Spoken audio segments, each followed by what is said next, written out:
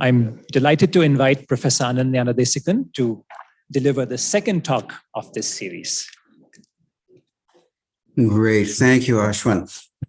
I'm actually changing the topic a little bit since I ended up looking at the schedule and realized that I didn't want to overlap with other people in the series. So what we're going to talk about today is something which I have worked on a little bit, but I am not by any means an expert on in comparison to some of the giants of the field, which is the interannual climate variability of the tropics. But I think it's a really important and interesting question.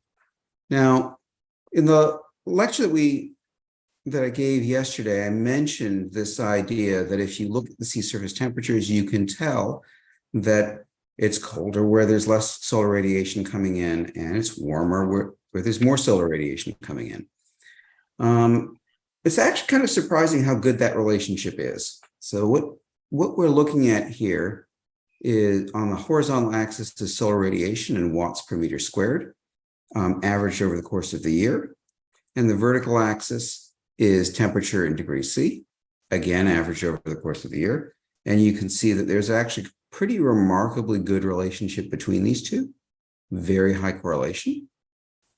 And so for every watt per meter squared, we've got about 200 watts per meter squared range here. We've got about 30 degrees here. It's about 6 to 1 range, okay? So why is this? Well, at some level, the answer is that as you put heat into the ocean, it has to come out somehow, and all of those fluxes that come out of the ocean depend on the temperature. So if I heat the surface, I get more evaporation of water, and that is we refer to as latent heat loss. That's these blue dots. And it turns out that over this same range, that ends up giving you about 4 watts per meter squared per Kelvin of warming. There's a larger flux of upward solar infrared radiation. Everything on the planet radiates, including you and me. The ocean is close to being a black body with an emission of around 0.98. And that's these red dots. And again, there we get about maybe 2 watts per meter squared per Kelvin. And there's also, as the atmosphere gets warmer, there's loss to the ocean. That ends up being a relatively small damping compared to these other two. But together, these amount to about 6 watts per meter squared per Kelvin. Why am I talking about this? Note that the size of this damping depends on the spatial scale. If we do this for a very small lake that doesn't have any impact on the atmosphere above it, the damping coefficient ends up being more like 40 watts per meter squared. If we do it for the entire planet, it ends up being more like 1 or 2 watts per meter squared per Kelvin. So why do the oceans matter so much for long-term visibility? This was alluded to in the convection lecture yesterday, that a big part of the answer is heat content. So the heat capacity of 1 cubic meter of water is around 4 million joules for every degree C or every degree K that you raise the temperature of that water. The heat capacity of air is around 10 to the 3 joules per kilogram. And so if we take an atmospheric thickness of around 8 kilometers, I hope you can all see that 8 kilometers is about 8,000 cubic meters per meter squared. And that means that 2 meters of water holds as much heat as the entire atmosphere above it. Now, winds in the ocean tend to stir the ocean down to about 50 meters. The oceanic boundary layer, interesting physics that go on there involving waves and wave-driven turbulence. That generally in the mid-latitudes, a storm will come through every week or so and stir the ocean down to a depth of about 50 meters. Okay. So that means that to warm the surface ocean by a degree takes about 200 million joules. Okay. So let's think about what that means, the two things that we've just seen. We've just seen that it should take about 200 million joules to warm the surface of the ocean by a degree, and that on enough time scales, the heating and temperature are sort of in a linear relationship with each other. And so we can look at this for the case of climate variability by assuming that the ocean receives a bunch of fluxes, we'll describe them with this Q prime. This Q prime is a white noise process, that the ocean accumulates these fluxes, but that it's also damped. We can perform a Fourier decomposition on each of these terms, letting Q prime be Q hat e to the I omega t and T prime be T hat e to the I omega t. And then this just becomes an algebraic equation. We can get rid of this, becomes I omega T hat.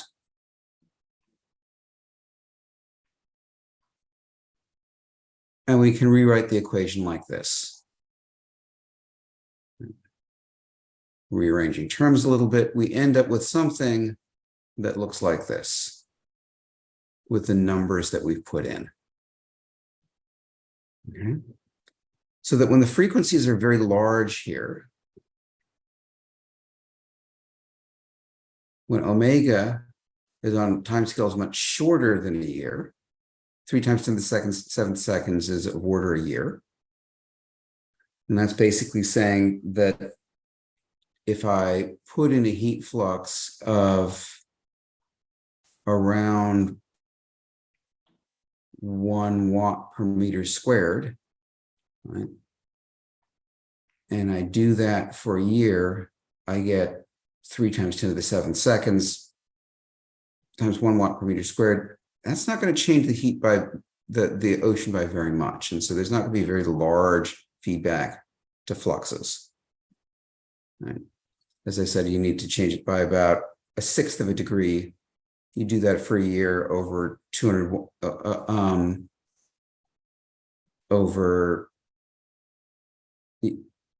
it requires 200 million. You're getting about 1/6 of a degree, right? So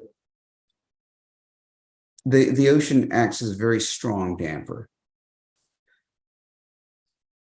So when the frequencies here are very large, the amplitude temperature variation is determined by the time of integration, and it's out of phase with the flux, and it drops as the frequency increases. But when the frequencies are very small, as omega goes to 0, this will basically, these two terms will basically be proportional to each other with a constant of proportionality. And this is a process, this is the process whereby stochastic climate variability ends up looking like a red noise process. So one of the things the ocean does to generate climate variability is to simply integrate noisy fluxes. How does this work? Here's an example from taking temperature at 50 degrees south, the zone mean temperature 50 degrees south over the last 50 years, and making a spectrum from it. And you can, and the red line is what I would have predicted using that equation that I just derived from you, taking the data and estimating some parameters. So this is the red noise spectrum that you get. And you can see that it's very difficult to tell the variability at this latitude over the last 50 years from red noise. Right? Reminder to people, white noise is noise that is at equal amplitude at all frequencies. Red noise is noise that has more amplitude at lower frequencies, and blue noise is noise that has more amplitude at higher frequencies. Okay, any questions?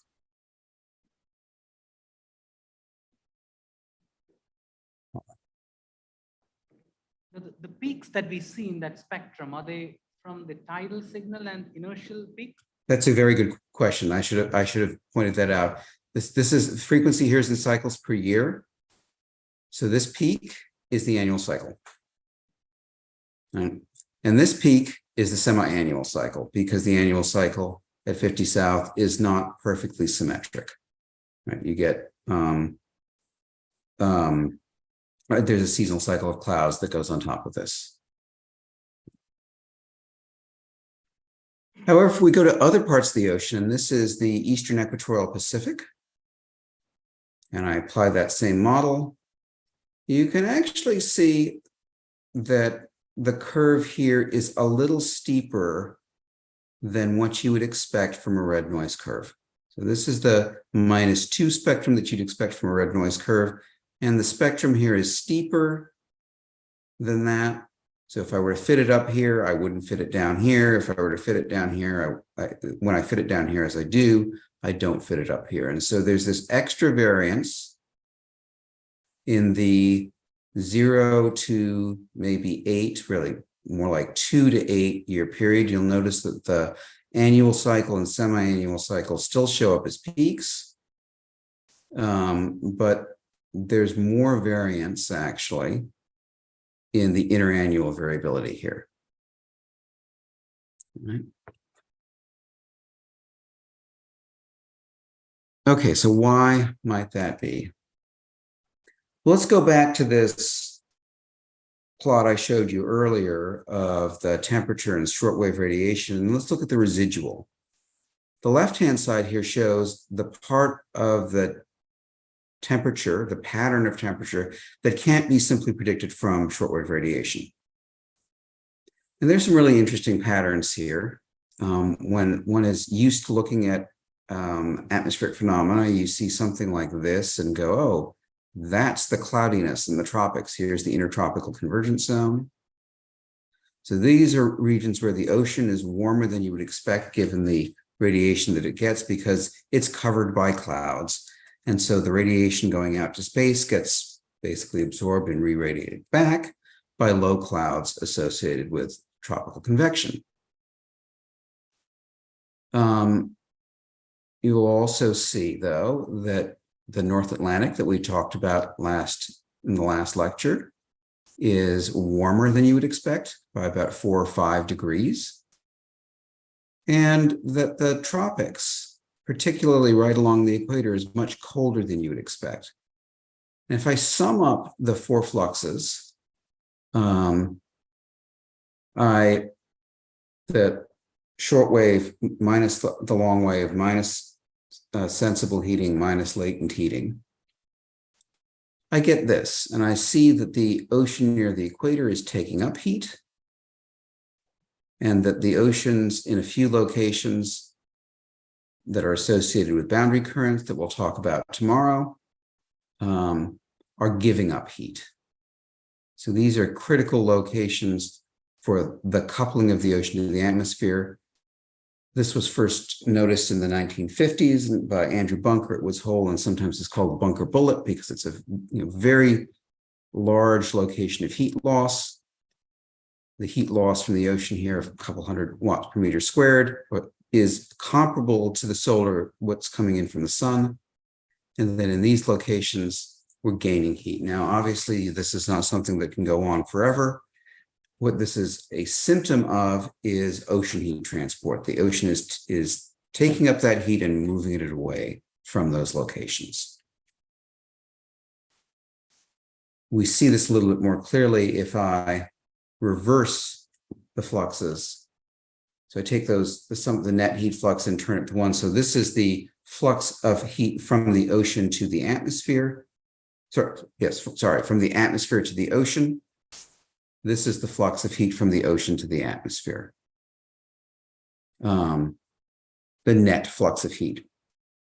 So in these places, the ocean is gaining heat, and here it's losing heat. And you can see that the places where it's gaining heat are blue, and the places where it's losing heat are red.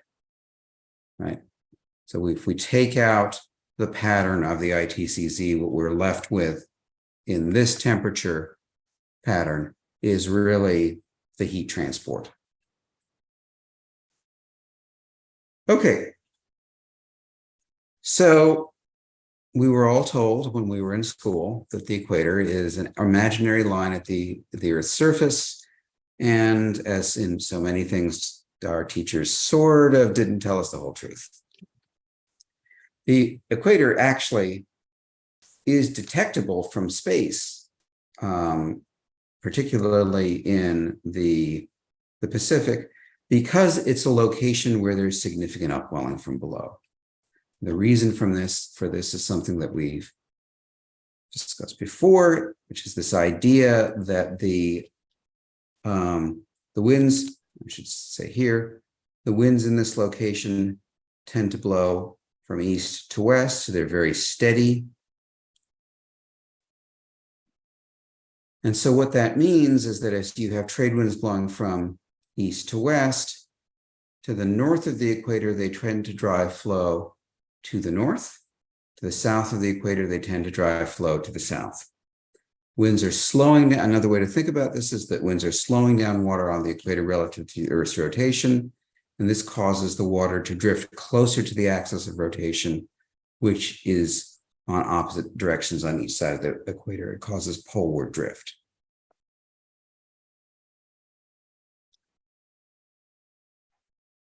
So, yes, questions?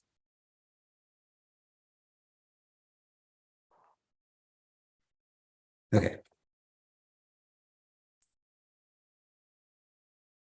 So what drives equatorial variability, that drives El Nino, is that this drift this poleward drift and the coupling to the winds is itself linked to the winds, and it is not constant with time. Right. Going back into the 18th century, Gilbert Walker, when he came out to India to work on the Meteorological Service, started compiling measurements of pressure across the Indian and Pacific Oceans, and noticed this southern oscillation where if you look at the pressure in Tahiti and the pressure in Darwin, they go up and down, and they have frequency variability and frequency at similar frequencies to the interannual variability that we saw in the temperatures. And that they go up and down in opposite directions. So that when Tahiti is high, Darwin is low. When Darwin is low, Tahiti is high. In this case, Darwin is the dotted line, which you can probably barely see, but I'm following it here. Tahiti is the solid line, which is here. And so the orange times are times when the pressure in Tahiti is anomalously low and the pressure in Darwin is anomalously high. Mind you, Darwin is in Australia, Tahiti is in the Eastern Pacific. And the blue is times when the pressure in Tahiti is anomalously high and the pressure in Darwin is anomalously low. And if you look at those times, you can also look at temperature variability at various regions in the Pacific. This is the Nino 1 and 2 region, which is near Peru. This is 90 west to 180 west. So starting at the coast of Ecuador and going out to the date line, this is 90 to 150, which doesn't go out quite as far. And then this is the a Western index. And you can see that a lot of these go up and down together, and that there are times, for example, here's 97, 98 El Nino, where you see the same signatures in the atmosphere and ocean. And so this is a coupled phenomenon. Right, here we go. Eastern Pacific, Indo-Pacific, Darwin, and Tahiti. So the link between these is somewhat simpler than one might think, having just talked about so much about rotation. Under normal conditions, we have a region of warm air here in a warm surface water, and in the western tropical Pacific, the West Pacific warm pool. That West Pacific warm pool, I should note, is associated with this high residual temperature here. And basically, you can see that it's anomalous in its temperature as I said, in part because it holds a lot of long wave radiation. There's a lot of heat coming in from above. The clouds are relatively warm and insulated, right? And so here are the clouds. If we weaken the winds over the Pacific, we upwell less cold water. And that then reduces the temperature gradient between the East Pacific and West Pacific, which then reduces the winds further. Because what's happening here is that as you have warm air, it stands higher than the cold columns of air here. That causes a flow of air aloft from the warm column to the cold column that creates a low pressure at the surface here and a high pressure here. That loop gets stronger when you have a larger temperature gradient, and it gets weaker when you have a smaller temperature gradient along the equator. Okay. Why we might care about this shows an example from a coupled model that I spent 4 years of my life working on, the NOAA GFDL system model, and shows the correlation between the temperatures in the Nino 3.4 region and soil moisture. And you'll notice that there's a negative correlation. So when the temperatures in the Nino 3.4 region are high, you have soil moisture that's low across much of the tropics because you end up moving the convection out over the ocean and reducing it over the land. And this is a pretty decent correlation. It's in the 0.5 to 0.6 range. Observational correlation, I use soil moisture here because this is actually in many ways what we really care about, right? If you're a farmer, you care about the rain, but you care about the rain more insofar as it affects the actual soil moisture. And so these swings in temperature are causing swings in soil moisture across the globe.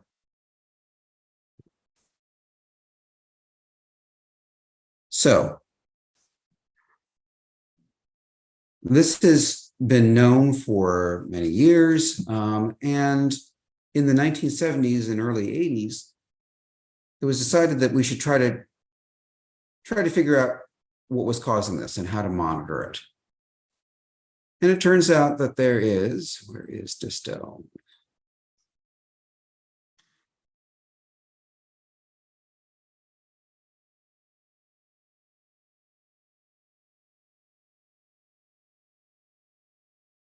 An array of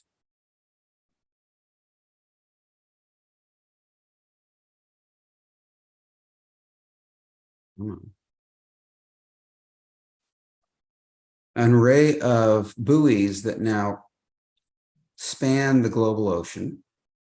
So this is the Pacific array, the Tau Triton array. There's a similar array in the Atlantic, and there's a similar array in the Indian Ocean. Okay. What we're going to do today is look at the Atlantic.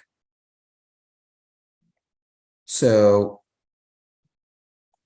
these buoys are, it's basically a full-time job for a ship to maintain these moorings, this mooring array. You can see we've got 1, 2, 3, 4, 5, 6, 7 moorings in each of these sections. 1, 2, 3, 4, 5, 6, 7, 8, 9, 10, 11, 12, 13. So about 80 moorings spread across the Pacific.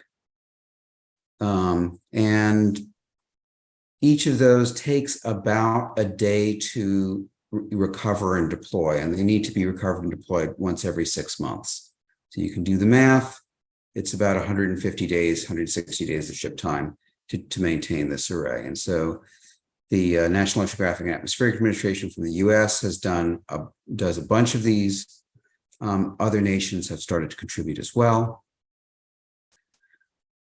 If we take a time section, all right, here of, say, sea surface temperature anomaly, and I'm going to actually do winds, zonal winds, sea surface temperature anomaly, 5 days, for the last 2 years.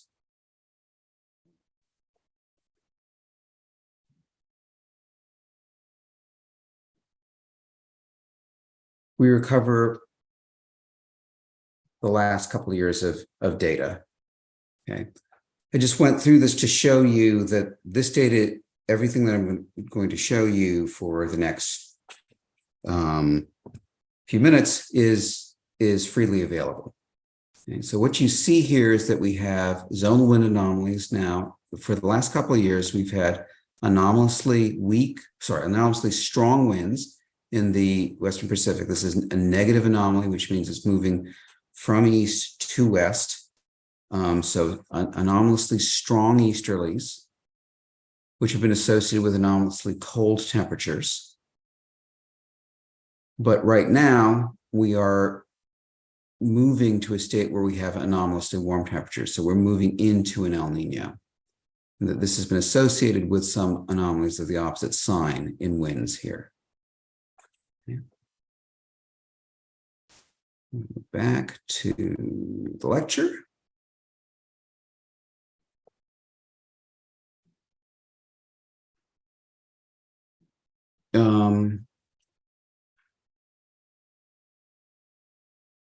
So what's going on around the equator right now?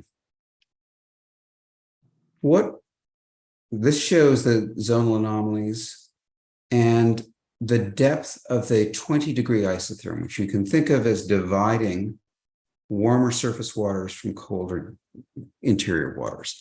Water that's colder than 20 degrees very rarely upwells in the tropical Pacific. And what I want you to notice here, so this is zonal wind anomalies, 20-degree isotherm depth anomalies, and sea surface temperature anomalies. So you can see the relation between this. When we have colder temperatures in the Eastern Pacific, we tend to have stronger winds in the Central and Western Pacific. But you can also see these periodic anomalies that go through where you transfer, where you have this, and there's a slight tilt to them, where sometimes the Western Pacific has a little bit deeper warm water and a little bit more warm water. This is depth and average temperature anomalies. And those warm water anomalies propagate across the Pacific. Okay. If we compare that, so this is warm water and temperature anomalies at the surface, temperature anomalies averaged over depth from 0 to 300 meters.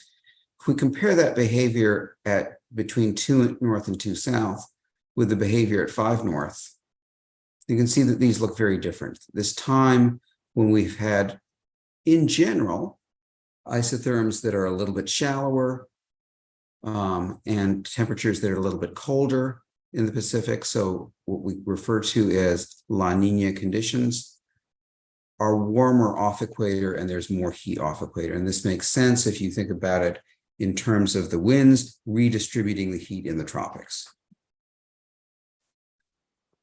Now you'll notice that these waves, that what we have here is a situation where we have more heat in the Western Pacific, at some point, more heat in the Western Pacific, and then there's a tendency for these signals to cross the equator. Here's a somewhat clearer example from the 2004-2005 El Nino, and also with increased spatial resolution, where you can see one of these anomalies cross the Pacific. And it's crossing about 80 degrees in about from January, February, March, April. So it's going 80 degrees in about 3 months. It's crossing at about a speed of about 1.2 meters per second. So we want to understand why this wave has a speed of only a couple of meters per second and why it's trapped to the surface layers and why it travels from west to east. Now you will have seen in the last couple of days, these equations, the geostrophic equations, which are very important in understanding the flow in the ocean, where the Coriolis acceleration here balances a pressure gradient acceleration. Right? This is the Coriolis parameter, which goes as the sine of the latitude. This is the fundamental equation that governs a lot of flow in the ocean.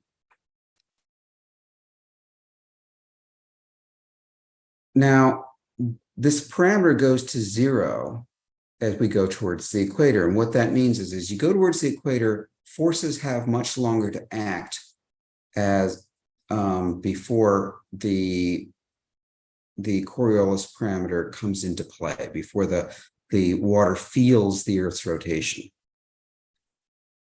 Also see that this parameter is negative in the southern hemisphere and positive in the northern hemisphere. And this means that given pressure gradient will drive a larger velocity close to the equator than it will farther away from the equator. Okay, so how does this explain the waves? So let's suppose I have a high pressure on the equator. To the north of the equator, down the water will start to flow downhill, but because of the Coriolis acceleration, it will turn to the right. To the south of the equator, the water will flow downhill to the south, but again, it will turn to the left. And that's because if this is flowing downhill, so dH dy is negative, this is positive, this is in the northern hemisphere, that's going to be positive. So U is positive. What that's going to do is it's going to remove water from the back of this high pressure and it's going to deposit it in the front. And so this whole system is going to move from west to east along the equator. Similarly, if I had a low pressure system, I would drive flows in the opposite direction. So they would remove water from the front of the low and deposit in the back, and the low as well would move from the east, from the west to the east. This is a phenomenon known as a Kelvin wave. And the Kelvin wave, as it turns out, has a speed of around 1 meter to 2 meters per second. And so you can we don't have the time to do it now, but you can calculate the speed of this wave relatively easily. Once the wave hits the boundary, assume that this is a high pressure system on the boundary.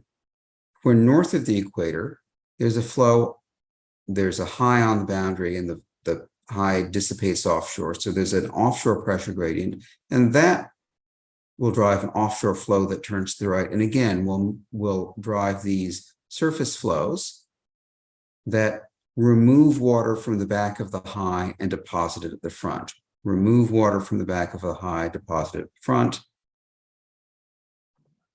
The velocities are on the opposite sign here for the opposite coast.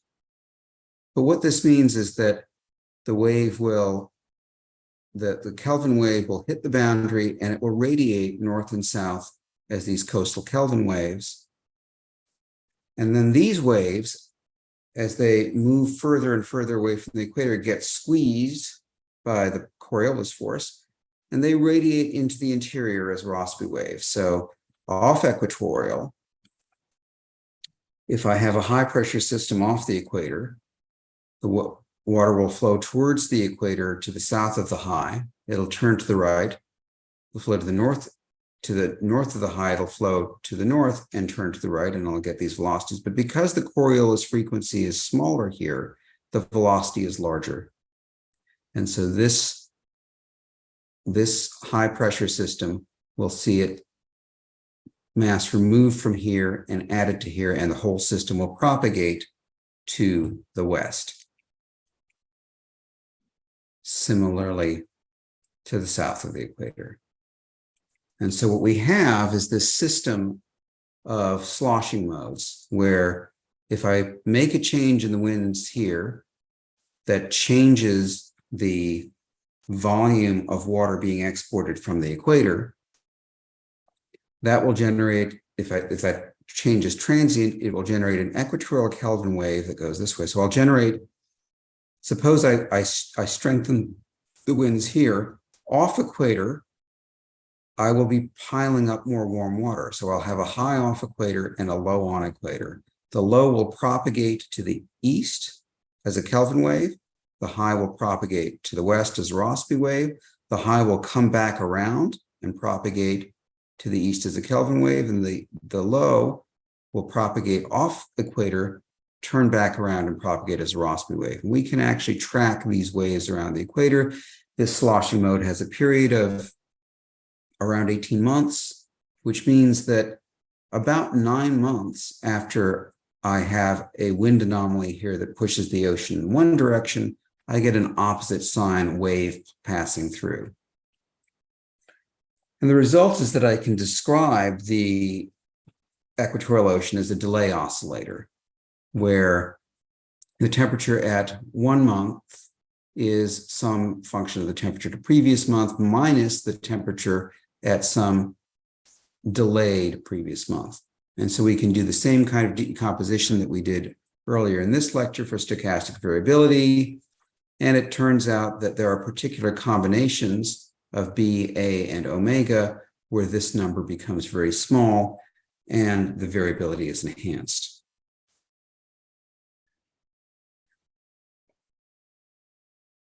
So this is a sketch of how we can actually do seasonal to interannual climate prediction because of these sloshing modes of El Nino. But there are many, many open questions when it regards El Nino. And it's kind of surprising given that we've been trying to predict it for 40 years and have actually had this theory for about 35. We still don't know why and how El Nino has changed over the past. There is some evidence that 6,000 years ago, as we came out of the last glaciation, El Nino shut off. And then about 3,000 years ago, it turned back on again. Maybe I got that wrong, sorry. 8,000 years ago, it shut off. 5,000 years ago, it turned back on again. And there is some evidence of societal changes in Peru that correspond to that reestablishment of ENSO, because once you have climate variability, it becomes advantageous to societies to be able to store grain for a bad year versus a wet year versus a dry year. We don't understand what would have driven that change entirely. We still also don't understand whether El Nino will weaken or strengthen in the future. Turns out that we can fit multiple models of delay oscillator to the present day conditions. Those coefficients in the delay oscillator may not be consistent over time. And what sets those coefficients in different models may vary. I'm going to give you a simple example of how complicated this system is based on some work that I did about a decade ago involving ocean color. So Jim mentioned turning the ocean blue. Why does it matter that the ocean is not blue? This is 15 years ago when I was at the Geophysical Fluid Dynamics Lab. We were trying to implement a better representation of the absorption of solar radiation in the ocean. Regions that have a lot of chlorophyll in the ocean tend to trap heat near the surface, solar heat near the surface. It doesn't penetrate as far.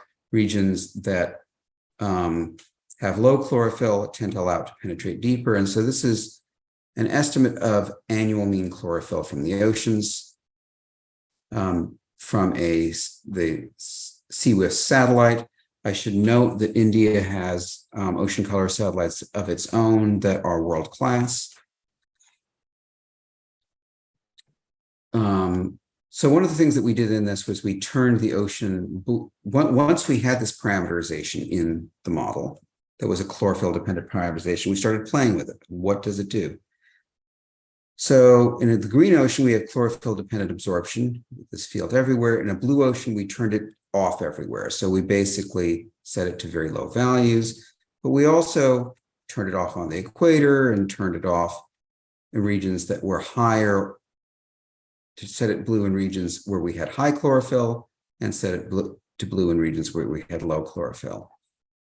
And this model, one of the things that we found was that when we turned the oceans blue in our coupled model, we got a permanent El Nino.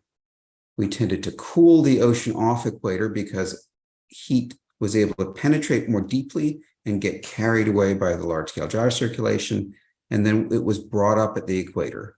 And once it was brought up at the equator, the temperature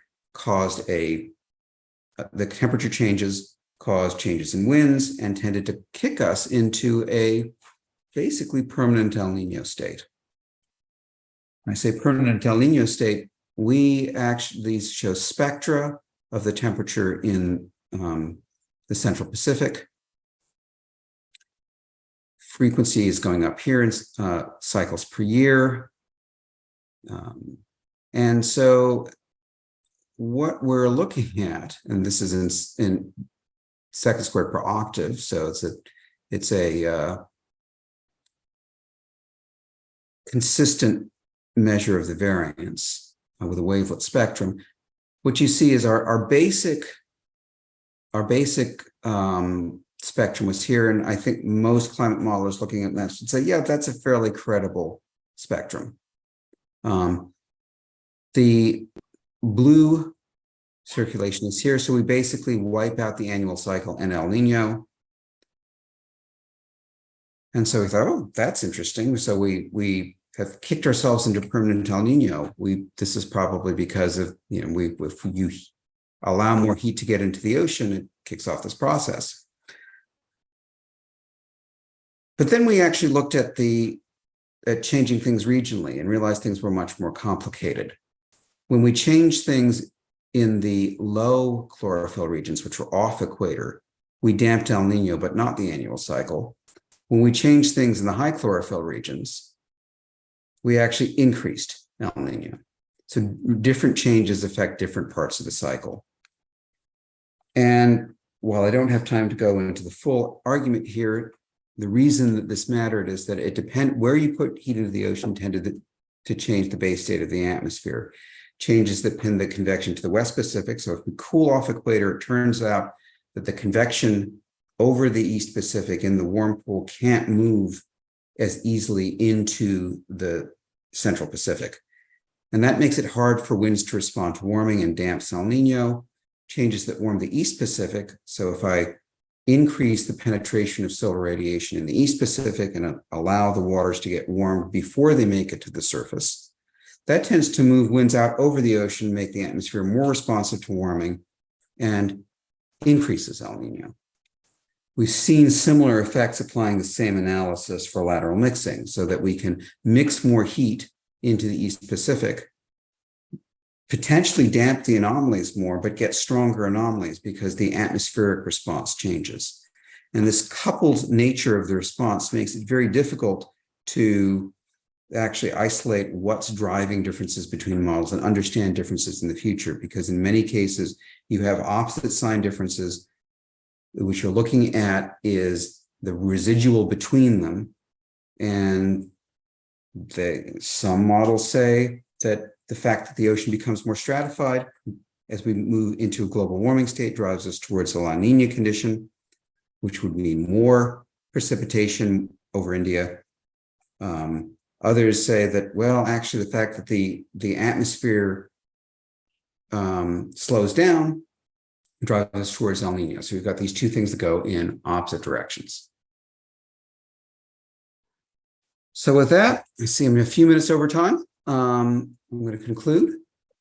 So things that you should take away from this is the lecture, the ocean holds a lot of heat, and changes in how it stores and moves this heat around have the potential to affect the atmosphere. The ocean holds so much more heat in the atmosphere that if it gives up some of that heat to the atmosphere, the whole atmosphere can change.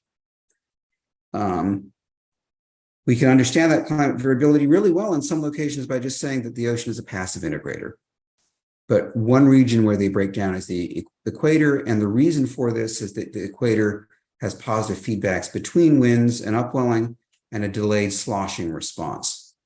The way I like to think about it is that if you imagine your bathtub, if you push your hand back and forth down the middle of the bathtub, you'll generate a wave that goes around the bathtub. And if you do that at the right frequency, you can generate quite large waves indeed. However, this variability can be modulated by a whole suite of processes, both in the ocean and the atmosphere. And sociologically, climate scientists tend to specialize in one or the other, and that can make things somewhat tricky to understand when you're trying to understand this emergent phenomenon. So there's still lots of work to do here. And with that, I will take questions.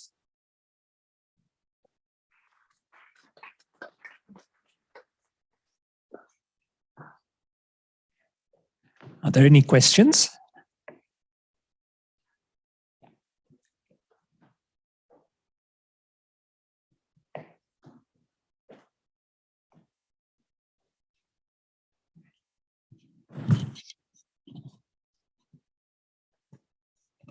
Thank you so much for the talk, sir. I just wanted to ask, can you just elaborate again on how the El Nino affects the Indian summer monsoon, and whether it's the Eastern Pacific El Nino or the Central Pacific El Nino? That's a great question. And this is where my my knowledge starts to break down. I believe it's this in the models that have a very strong Central Pacific El Nino. So the CM 2.1 model that I showed has a strong Central Pacific El Nino. It doesn't have a strong East Pacific El Nino. So my sense is that it's more the Central than the East, but I could be wrong about that. One of the things that's happened is, in the 1980s, when we started looking at El Nino, it's like, we can predict El Nino. It starts in the East and it moves to the Central Pacific, and this is great. And we have models that show it. And then the next two El Ninos, and so there was this, we have solved the El Nino problem. And then the 1990s and late 2000s came along. The El Nino started in the Central Pacific and moved to the East. And we have since realized that every El Nino seems to be different in its own way. And so that actually makes doing this kind of, is it the East or is it the Central, kind of difficult, right? Because it's not clear exactly what matters. I believe if you regress all India rainfall with SST, you get something that is more central than East, though. I've done that. Yeah. But it also depends on season. And that's the other thing that's tricky, is that El Nino, whose name comes from the Christ child, is generally peaks December, January, February. The monsoon's in the spring, right? So the extent to which El Nino persists is really how it affects the monsoon. And that persistence, so it's not just the existence of El Nino or the initiation of El Nino, but the persistence of El Nino that matters. And that's something that's harder to understand. So just a follow-up question, like, is there any specific dominant physical process that connects El Nino to the Indian summer monsoon? Like a phenomena occurring in Pacific Ocean is affecting a phenomena starting in the Indian Ocean. So is there? Yeah, it's a great question. The general answer that people give is that the whole Walker circulation moves east, right? As the convection moves east. Right, so if you think about the Walker circulation, and I can share screen.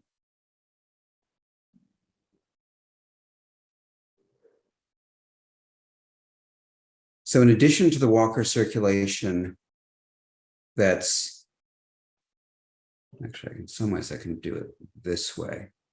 So this pattern is a very recognizable pattern to those of us who do atmospheric dynamics, in that it reflects the fact that there are two lobes. You can sort of see two lobes of precipitation north and south of the equator here. The idea is that the convection over, where is it? Here we go. So we have the Walker circulation here, but we also have branches of the Walker circulation on either side, right? And where you have rising air here and sinking on the other side. And the idea right now is that a lot of that sinking in the normal conditions is over the Arabian Sea and Africa. But then as you move the pattern to the east, some of that sinking starts to occur over India. That's part of the answer. The other thing that happens, though, is that you change the tropical easterly jet. There's a high-level jet that changes because you're changing basically the height of the column of warm air here. So there's an acceleration of a jet that comes across. There's been some speculation that there's changes in the jet that are important. There's changes in divergence that are important. Again, this is something I've worked on a little bit, mostly in on the African continent. And there, if you actually look at the explanations that people have proposed, they don't really seem to explain what's happening. So there's still questions about the mechanism, I would say.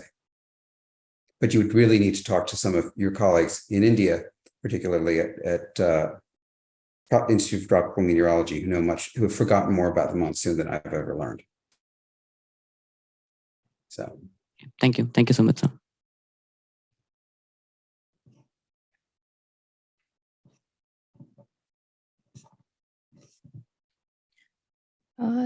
Thank you, sir, for the talk.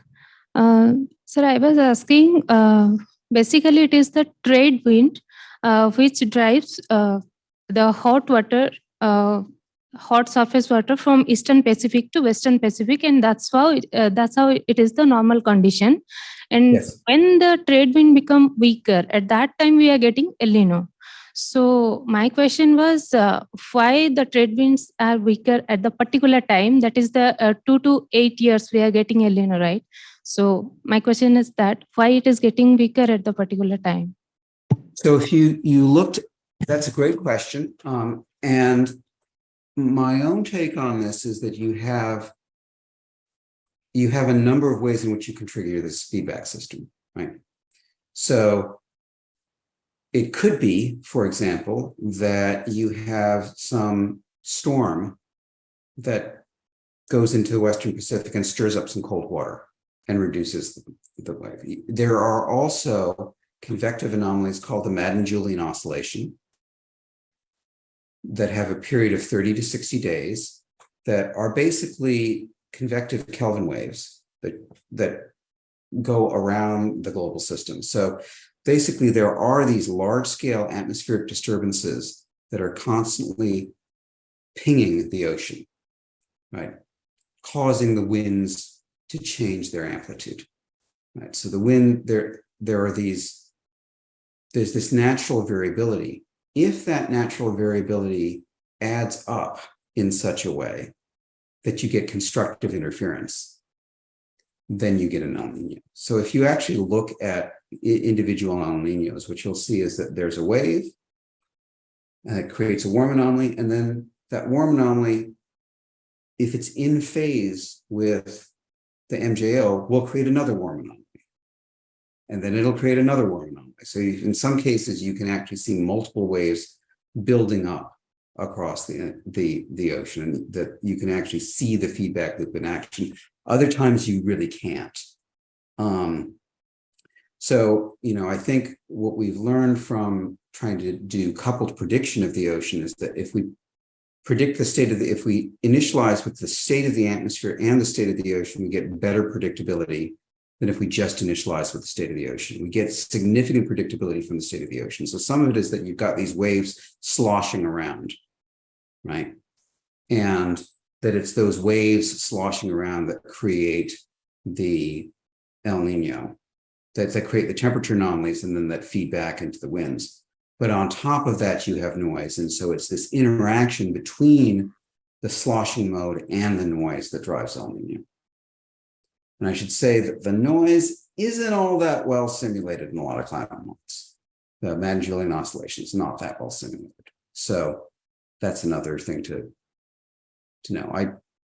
In terms of big problems in climate science, a better understanding of the Madden-Julian oscillation is definitely up there. I have worked in it I've co-advised a couple of students working on it, and the dynamical theories are not nearly as well developed, or I would say soundly based. So that's another open question. One more thing, sir. Recently, like recent some years, El Nino events are very frequent. So we can say like all the large scale processes are combining and it's giving the more impact, or climate change like. Yeah, that's another great question. So the frequency of El Nino is something that varies a lot across models and probably varies across time. One of the things that we did a few years ago was to try to fit some of these simple models to a very long run of a climate model, 4,000 year or 1,000 year run. And if we take individual 40-year sections, what we found was there were some 40-year sections that had really strong El Nino, and there were some 40-year sections that had really weak El Nino. In fact, if you look at my, I didn't talk about it in the lecture because we were out of time, but if you look at these individual lines here, those are different 40-year sections, right? So there's sometimes when it's really strong, there's sometimes when it's really weak. We have about 40 years of observations. So we're picking one of those and assuming that that's the way El Nino is. That's almost certainly not true when it comes to the full dynamics. So we really can't answer that question. What some people have tried to do is use paleoclimate records, where you look at records of corals and are able to generate multi-century records of El Nino activity. That shows that there are periods of strong and weak El Nino, but it doesn't necessarily tell you why. So what we really need is to put those proxies together with proxies of winds to try to understand proxies of upwelling and winds and vertical structure of the ocean to try to understand whether there are in fact frequency and temperature changes. Right? So I would not say at this point that we can answer that question. We would expect the frequency of El Nino to increase, but not by all that much as things warm. Thank you, sir. Great questions. Thank you. Regarding the power spectrum of sea surface temperature anomalies over the East Equatorial Pacific, you said it's steadily dropping. The one over the East Equatorial Pacific, but then after dropping for some time, it seems to start rising again. So okay. A bit of time scales and yeah, let me pull that up and make sure that I was clear about that. So that was this figure, right? So basically my point was that this slope is steeper than the -2 slope. Right. This is a -2 slope. This is a steeper slope. At the bottom, it seems to flatten. That's the. That is, I see what you're saying. Yes, and it's difficult to know whether that's real or that's just noise. Oh. Yeah. Yeah. Thank you. Anyone else? Any more questions? Okay, there's a question in the front.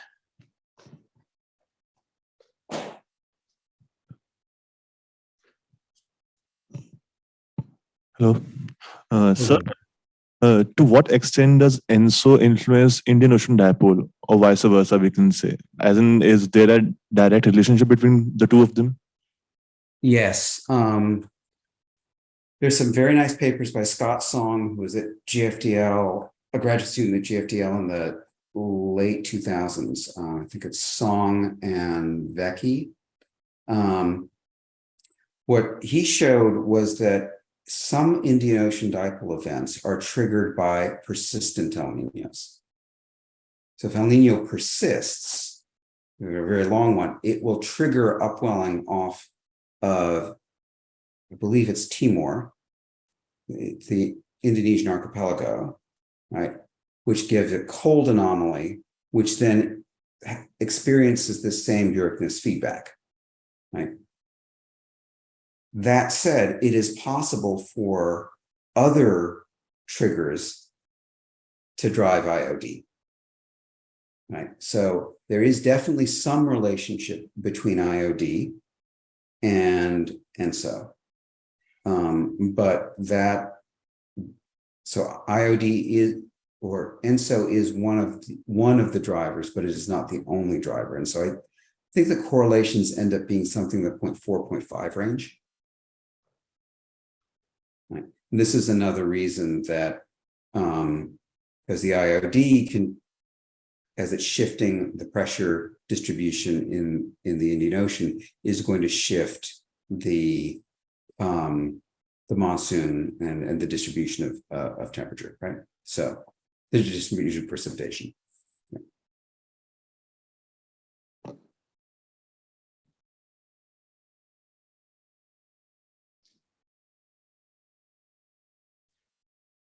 No more questions?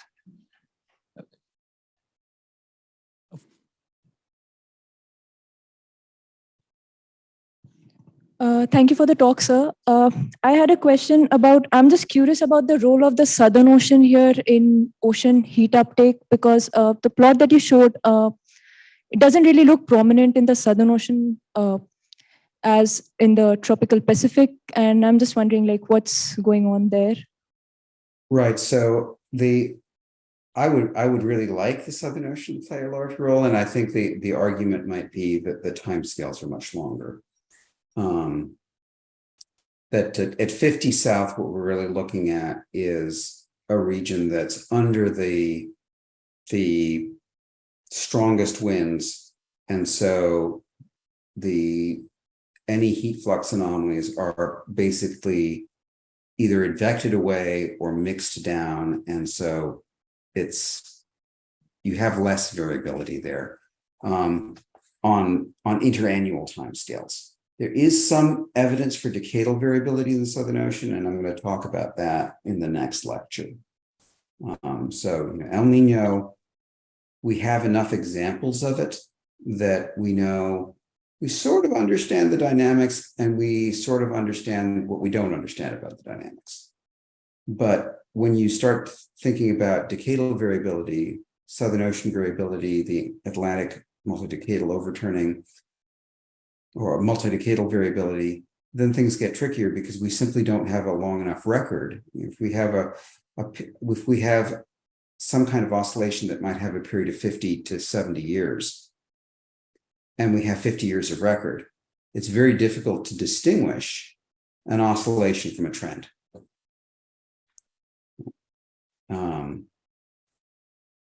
Or it's also very difficult to distinguish any signal that we have there from historical human activity, like global dimming associated with the post-war use of coal, or the ozone hole over the Southern Ocean or over Antarctica. All of these things have produced changes in the circulation that we know are there. We know that the oceans responded to them, but how that interacts with variability is tricky, right? So, but it's a great question. Thank you. Anyone else? Going one, going twice and thrice. Okay, if there are no more questions, let's thank our speaker for the very illuminating talk.